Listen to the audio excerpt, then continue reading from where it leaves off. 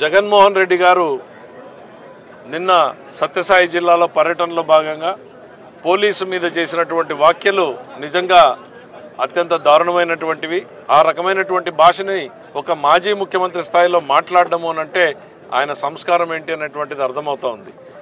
ప్రశాంతంగా ఉన్నటువంటి ఈ జిల్లాలో మళ్ళీ కులాల మధ్య, వర్గాల మధ్య, లేకపోతే ఫ్యాక్షన్ని చిచ్చు రేపే రకంగా ఇవాళ వైఎస్ఆర్సీపీ ప్రయత్నం చేస్తూ ఉందన్నటువంటి విషయాన్ని ప్రజలందరూ కూడా గుర్తుపెట్టుకోవాలి. అప్రమత్తంగా ఉండాల్సినటువంటి పరిస్థితులు ఉన్నాయి.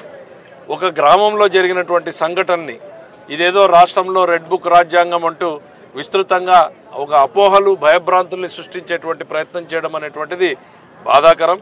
ఇవాళ చంద్రబాబు నాయుడు గారు రాజకీయ కక్ష సాధింపులు లేకుండా ప్రశాంతంగా రాజ్యాంగబద్ధమైనటువంటి పాలన ఇస్తున్నారు. తప్పు చేసిన వాళ్ళు ఎవరైనా ఉంటే వాళ్ళ మీద చట్ట ప్రకారంగానే యాక్షన్లు తీసుకోవడం జరుగుతూ ఉంది.